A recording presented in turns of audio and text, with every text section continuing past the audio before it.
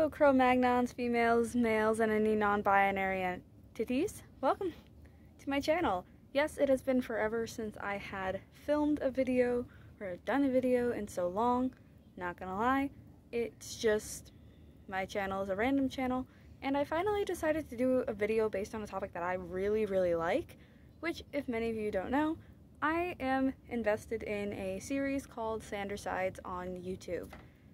And if for many of you who don't know, Sandersides was created by the lovely Thomas Sanders, and he had created a Inside Out-like concept series using characters that he had from Vine, and I'm not gonna lie, over the years it has blown up and has made one of the biggest ships that I've seen on any social media platform. Now don't get me wrong, I'm just going to get into most of the ships, and I'm going to really put my own opinion out there for why they don't work in any sort of format, so that being platonic and romantic. And this is just going to be my own opinion. For many of you out there, you can disagree with this opinion because, you know, it's an opinionated video. I'm not stating facts. If you have any different opinions, you know, put them down in the comments below. Like this video, and if you want, you can subscribe. So yeah, now getting started on the ships. So the first ship that I'm going to talk about is the most popular ship in Sandersides, and I'm probably going to go from popular to least popular, so please don't mind. So the first one I'm doing is Prinxiety. And yes, for many of you who don't know, Prinxiety is basically the ship name for Roman, who is the creator side, also known as Princie, and Virgil, who is also known as Anxiety, therefore the name Prinxiety. So when I actually started doing this kind of research, I just went back and rewatched a lot of Sandersides videos and everything, and I was like, well, yeah, everyone loves Prinxiety. But at the same time, I kind of looked at their friendship, and I looked at their ship, and I was like, well, how much does this work? So platonically, it just tends to kind of clash. They just have those personalities where they clash a bit, and you kind of think that their friendship is doomed. But the way I've seen it, it's kind of one of those where they also kind of back and forth tease each other. Because we end up having that moment in one of the Thomas Sanders videos where Roman is he's being dramatic and everything. And Virgil laughs at him for a second. He goes, "What are you laughing at, Hot Topic?" And then of course Virgil teases him back. He's like, "Oh, you think I'm hot?" Which is one of the most quotable lines of all time, but it also just kind of symbolizes the fact that at one point Roman did also call Virgil a wet blanket, which is just a negative Nancy in all sort of things. If you don't know what that means, it just means somebody who tends to, you know, kill the mood in any sort of way possible.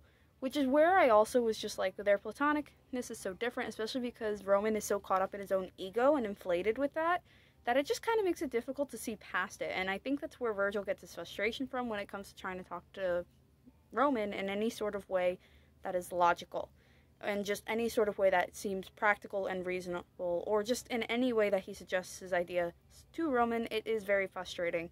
So it kind of just dies in the platonic era, but once you get to the romantic side, you kind of start looking at the fact that it's a misunderstood romance. And yes, I'm probably going to say misunderstood a lot with some of these ships, but the reasoning comes from my own opinion and to why I'm putting it down. So like I said, if you have a different opinion, just put it down in the comments below and I will look at them. So yeah, pretty much Virgil and Roman, it's a very misunderstood thing. They both have flirted with each other, and no offense, we've all kind of seen the secret glances at one another and the way that they've looked at this. And actually, what makes me laugh the most is I remember I went back to the Christmas episode, and it isn't until we get that line where Logan's like, "Wait, who's giving us all these things? Who's the true love in this song?" Basically, he's asking this question, and Roman's like, "That's not important." And it then makes, I believe, every Sanderside shipper who has ever shipped them in any sort of romantic way go, "Oh, he could be talking about, you know, it could be referencing that it's whomever they like." And being that they're all aspects of Thomas's personality, that might not be the biggest thing in the world, but it is also not the most implausible.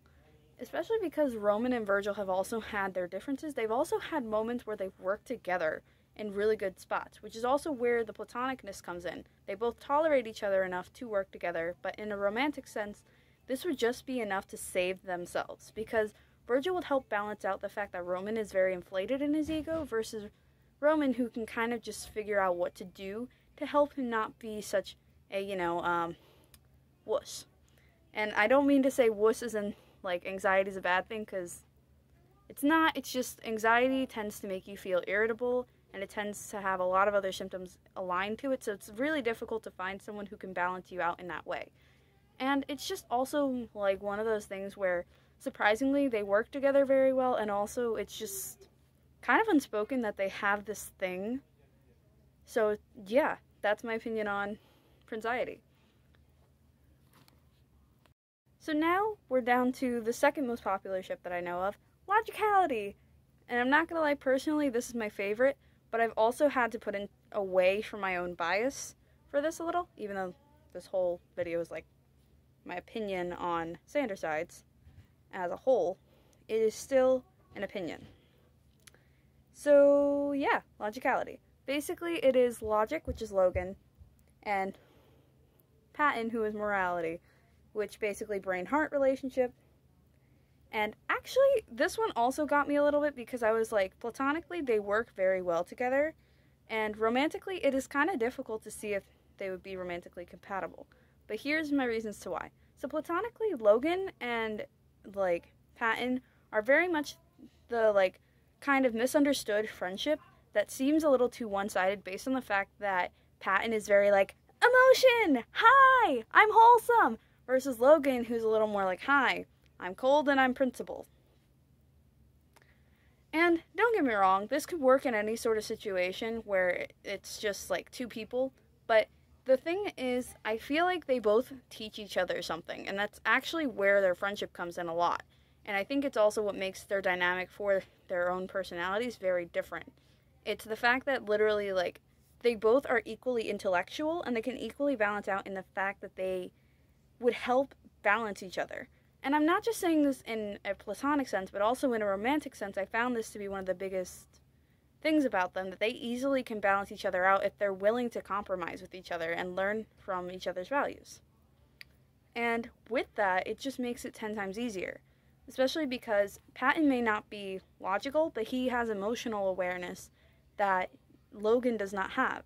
So therefore, if Logan was trying to understand how Thomas was feeling, he wouldn't be able to without Patton being able to work with him and say, hey, no, he's feeling like this. Despite how many times Patton is also responsible for repressing emotions that he does not want Thomas to feel, or that Thomas is refusing to take in.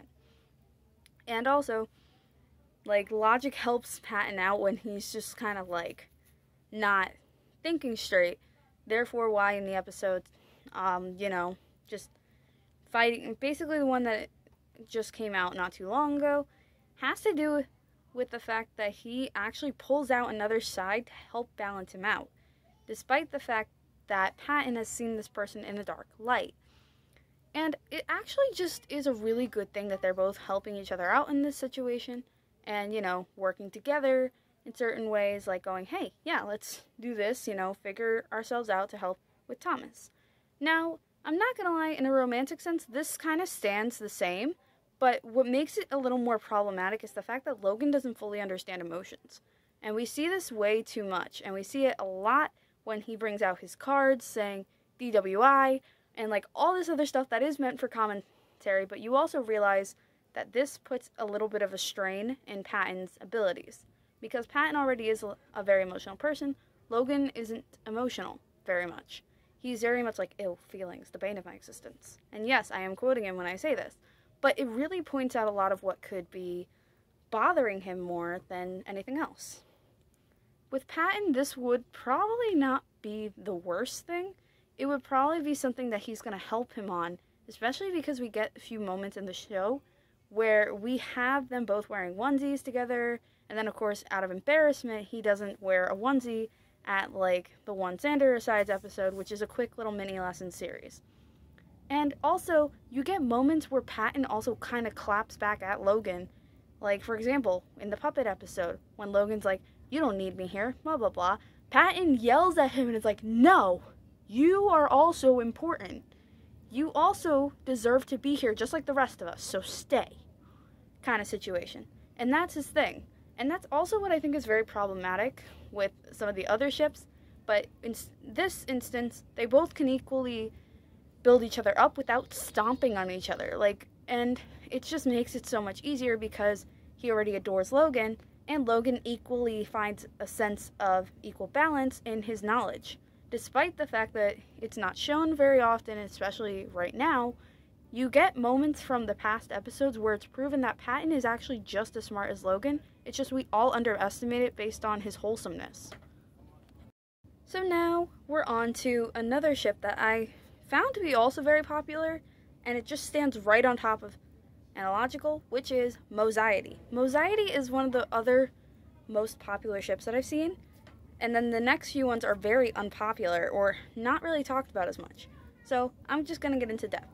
So, Moxiety. Platonically, this works out very well, especially because Virgil takes more of a gentle approach with Patton, and because Patton is very like, oh, hi. But one of the stemming problems that I see in Moxiety is the fact that they will find a way to misunderstand each other without trying. And we see this when literally Virgil ends up telling Patton, hey, I don't like that you look at me like this sweet little innocent angel. Can you not? And that is really implied in a later episode, especially after a few times when Patton has referred to Virgil as his son. This tells you a lot, that they both don't fully understand each other in a certain way, but not just that they might just misunderstand each other a lot more than you think. Compared to anything involved with anyone else, you can find that they both will easily misunderstand each other, especially because Patton is a very overprotective guy. He kind of would smother Virgil more than anything else. I'm not just saying this in a platonic sense, but also in a romantic sense. This would be one of the biggest problems because it can come off as if Patton is being clingy, when the truth is he's not. He's just trying to reciprocate his emotions. And Virgil, on the other hand, doesn't always like to admit how he's feeling, especially in moments of excessive need. And don't get me wrong, their friendship is useful and all because Patton can kind of act as a mediator friend, but even that comes with troubles, and that comes with issues of its own. So their friendship really does work out, but the problem comes with how they treat each other and how they can understand each other, because even then, Patton doesn't fully understand Virgil, and Virgil doesn't fully understand Patton. Now, romantic sense, this is kind of where it's very risky, and it comes with the fact that Virgil, like I said earlier, in their platonic relationship, if it's already misunderstood, it makes a lot of sense that Patton is going to misunderstand Virgil when it comes to certain situations of him bringing up anything that can relate to a mental crisis. This could be he becomes in overprotective human drive mode and wants to protect him at all costs, therefore smothering Virgil. Even though Virgil might not need that, it's still a trait that is kind of redundant. And it also would create such a huge issue already when he doesn't fully understand Patton. He's like, yeah, Patton's a little wholesome softball, but I don't know how I'm going to go about certain things if he's going to continue with one thing or another. Therefore, the clinginess factor or the clinginess factor as of trying to be a best supporting friend sometimes isn't very useful. And because the ship itself is very, not really too problematic, but enough where you can start worrying about things, kind of says a lot, especially putting off different alarms. And don't get me wrong, Patton isn't always the easiest when it comes to Virgil's emotions, as we all saw in the space where Thomas is having a lot of anxiety, and they all came in. You realize Patton becomes a little too, I'm panic at the everywhere.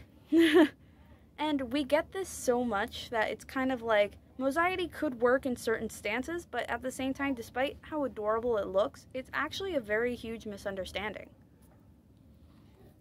Now we're going on to another ship called Analogical.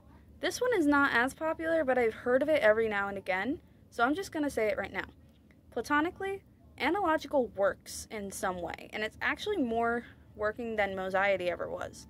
And the reason I'm saying this is because of the fact that literally Analogical, Virgil and Logan can kind of work together to understand a consensus of where Virgil starts worrying, despite how many other issues that, Thomas has. he also kind of condemns him being a part of his head, which is what I think makes like their bond very unique. But beyond that, you also get a sense of the fact that Logan can logically help Virgil get out of that state of that constant worry with those not so logical thoughts. And compared to Patton, he actually does a better job of helping him out, especially with understanding his comfort zone. And I feel like this goes the same with Virgil. Virgil understands Logan's comfort zone, therefore not really getting too far into his space. Although they do have their disagreements, where literally Virgil's like, what?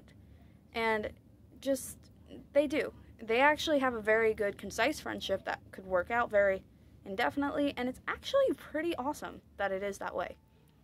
So, there kind of comes a really good term with that. But romantically, I feel like it wouldn't work too well romantically, based on the fact that Logan, like I said, comes off as very cold for the fact that he doesn't understand emotions. And unlike his possible relationship with Patton, where he can balance that out, it would come off that Virgil wouldn't know what to do with that. Especially because if Virgil was trying to show his emotions and convey something that Logan didn't understand, Logan would not know how to react to it, and therefore it's kind of like, what am I doing? And we kind of get this taste in other Sandersets episodes when they're actually talking together, and Logan's like, what? How is he right? And it has to do with when we first meet Remus, and Logan is trying to logically talk them through it, because Virgil sometimes isn't going to understand why Logan is trying to convey the logical reasoning. Which also, I think, contradicts what I said platonically, but at the same time, it kind of mitigates the fact that even in feelings of excessive, no, he's a bad guy, logic kind of plays a good role in showing that he's not as bad as you think. So, it kind of becomes a very weird balance, but it could work, but it has its issues enough where, just like Moxiety, you kind of start going yikes at it. Okay, so now I'm going down to Logicality, which is pretty much the ship for Logan and Roman. Platonically, how do I say this? It is a very misunderstood friendship, but at the same time, it's one that most people probably wouldn't think about.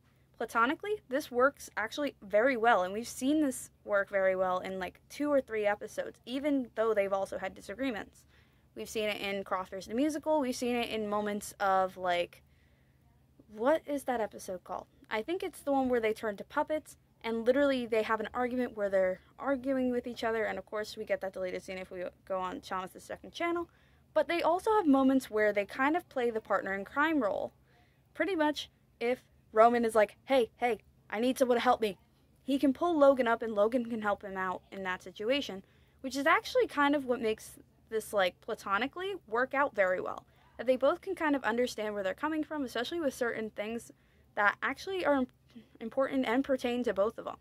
And I think that's also what just makes it so different.